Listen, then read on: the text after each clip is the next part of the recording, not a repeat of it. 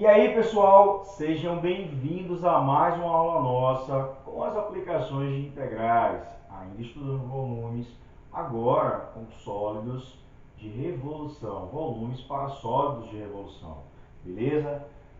Começamos na aula anterior. Se liga, trazendo então o segundo exemplo. Seja a região R do plano limitada pela curva de equação y igual a menos x ao quadrado mais 1 e o eixo OX.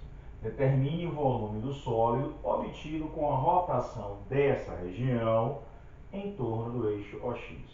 Se liga, o que eu tenho que fazer em primeiro lugar? Estabelecer quem é a região visualmente, beleza? Então, essa é uma região simples de se trabalhar, porque é uma região corriqueira, é uma região dada por uma função do segundo grau, né? Uma função do segundo grau, e o eixo x, uma parábola com concavidade para baixo. Os zeros dessa função ocorrem em menos 1 e 1, tá? E eu tenho o eixo x. A região que é considerada é essa daqui, tá bom? Essa é a região R. Aqui eu coloco o eixo y, bonitinho, eixo x e os zeros. Beleza. O que acontece? Eu vou rotacionar, aqui é a origem, eu vou rotacionar essa região em torno do eixo OX, tá? Como vimos no exemplo anterior, com a situação do triângulo que girando gerou um cone, vamos fazer de forma similar. Para isso, eu vou desconsiderar essa parte do gráfico, tá? Porque eu só vou girar essa região limitada entre a parábola e o eixo x. Então, eu só vou tomar a partir das interseções da região, né? E acima do eixo y, tudo bem? Ou, perdão, das interseções da função com o eixo x e acima do eixo y, beleza? Então, quando eu rotacionar essa região em relação ao eixo x, esse ponto que era em 1 vem acontecer agora aqui em menos 1, tá? E eu terei algo desse tipo.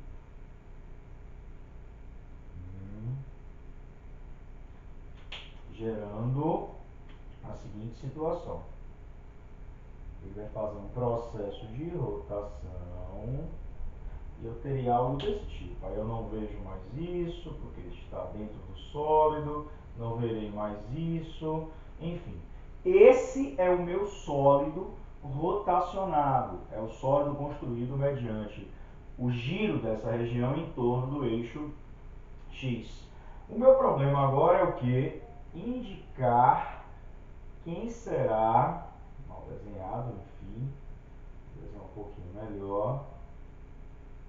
Isso não adiantou muito não, mas tudo bem. Indicar quem serão as seções transversais, né, que vão caminhar, como eu estou girando em torno do eixo X, elas vão caminhar em relação a X, elas vão caminhar de menos 1 até 1. Inclusive, essa figura ela aceita a simetria, ela contempla a simetria, porque trata-se de uma parábola. Então, se eu pegar as seções do 0 até 1, é o mesmo que pegar do menos 1 a 0, gera o mesmo volume. Então, eu vou calcular o volume utilizando essa ideia da simetria. As seções, elas têm área o quê? πr ao quadrado. É um sólido de rotação, então são seções circulares. E aqui não tem nenhum furo, são círculos mesmo, beleza? O grande problema é verificar qual é o raio desse círculo. O raio desse círculo é algo desse tipo. Algo desse tipo é igual, feio aqui, tá? Eu ia fazer uma chave, fazendo a chave corretamente. O raio desse círculo é exatamente, meu povo, esse tamanho, que equivale ao quê? Ó, é daqui do eixo X até onde? Até a minha parábola. E eu tenho mais um círculo aqui, a mesma coisa, do eixo X até a minha parábola. São tamanhos, na verdade, y, né, a partir da origem aqui até um tamanho y qualquer. E esses y são pertencentes a quem? Parábola. Então, esse tamanho é o tamanho y, daí o y é igual ao r. Logo, a minha área em função de y, perdão, de x, será o quê? Π. Quem é o y? Como o y é igual ao raio, que é o tamanho y, são seções com raios de tamanho y, tá? O y está diretamente ligado com o r, porque não é qualquer y, são todos os y da parábola, tá? E os y da parábola tem que cara menos x ao quadrado mais 1, beleza? Então eu vou trocar o raio por quem? Por menos x ao quadrado mais 1. Isso ao quadrado, ok? Então essa área já está escrita em função de x. Logo, qual será o volume?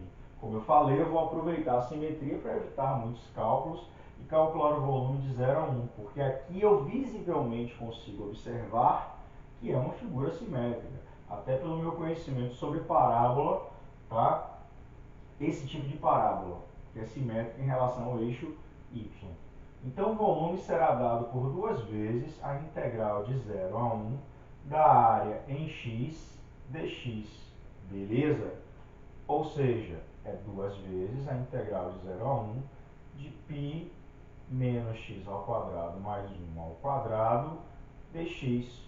Fácil, desenvolvendo isso, eu terei 2π, o π sai da integral, constante, desenvolvendo, isso será 1 menos 2x ao quadrado mais x à quarta dx, desenvolvendo esse produto notável, beleza? Se liga.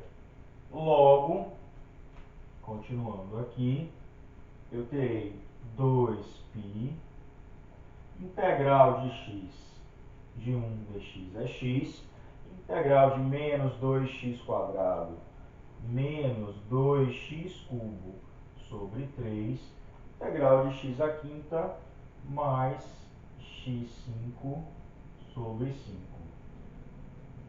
indo de 0 a 1. Basta jogar 1, jogando 0 não precisa, f de 0 vai ser 0, será 2π vezes 1 menos 2 terços mais 1 quinto.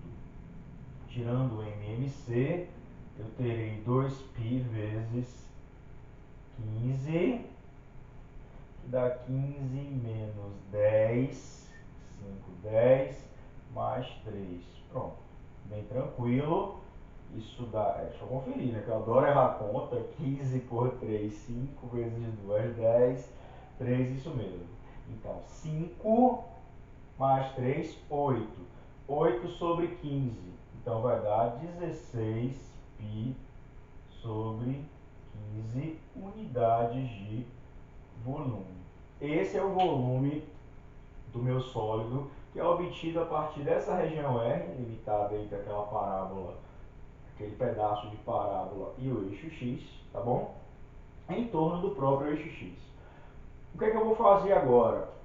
Eu vou até o GeoGebra. Nós não precisamos, repare que eu fiz a questão toda sem usar mão de outra tecnologia, não ser o nosso quadro aqui mesmo, velho quadro.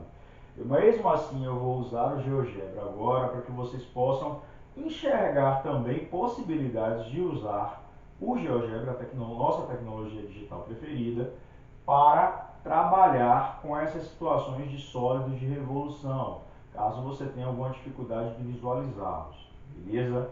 Essa era simples, mas vamos lá dar essa enxertada com o GeoGebra na questão e aí sim a gente acaba a aula, beleza? Vamos lá. Então, pessoal, vamos considerar a região indicada no exemplo, que é dada pela limitação entre a função y igual a menos x ao quadrado mais 1, tá? Não vou considerar a janela 3D, vou considerar a janela 2D, porque senão vai gerar um sólido. Beleza.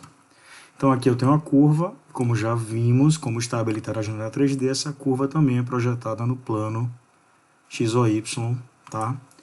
Para o espaço cartesiano dessa janela. Beleza? eu vou querer essa região aqui, eu vou querer girar essa região. Então, eu não vou considerar toda a minha função. Eu vou considerar ela limitada, porque ela é limitada pelo eixo x, então, e a curva, então eu vou considerá-la a partir das interseções com o eixo x, ou seja, de menos 1 a 1, tá? Que é a região que deve ser girada.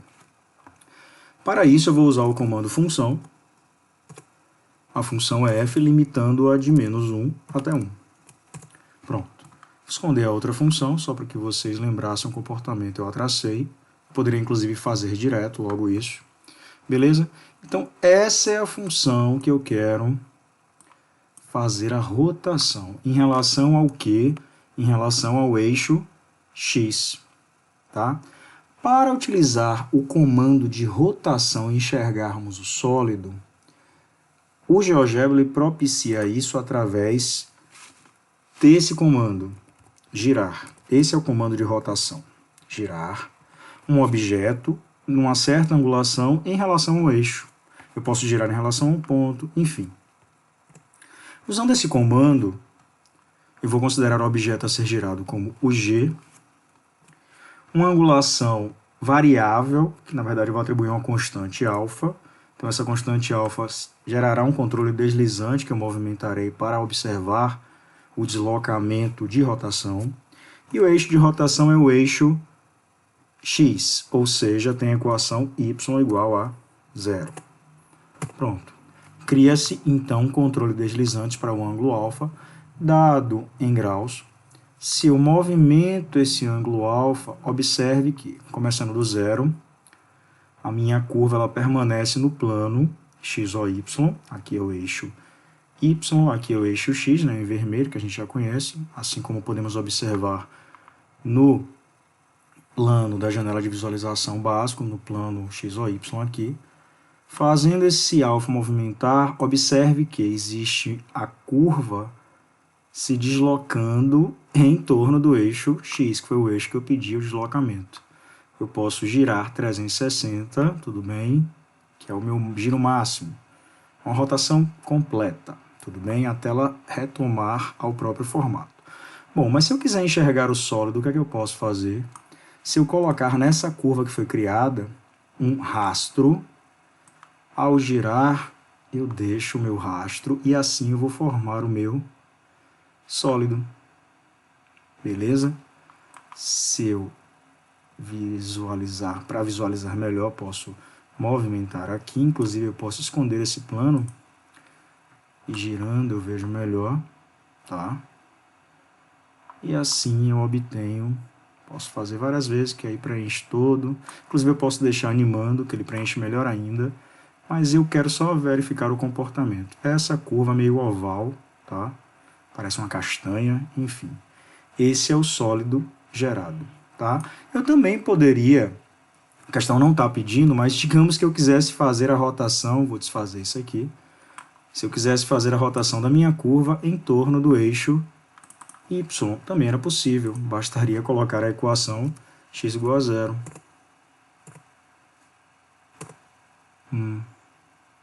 Porque eu estou... Deixa eu voltar aqui e clicar na janela 2D. Pronto. X igual a 0. Agora sim. Então, olha só o que acontece. O meu giro agora é em relação ao eixo Y. Tá? Existe uma rotação aqui. Não é o pedido na questão, mas eu estou fazendo para que a gente observe de curiosidade. Esse comando eu posso considerar qualquer reta. Eu poderia girar em torno da primeira bissetriz, y igual a x, ou uma outra reta qualquer, x igual a 2. Enfim, tudo bem? É um comando muito útil no GeoGebra para que a gente possa observar sólidos de revolução. Tá? Estou ampliando um pouco mais aqui e girando. Girando, girando, girando. Não está aparecendo todo porque a minha movimentação aqui corta um pouco. Basta mexer aqui a movimentação que eu enxergo melhor.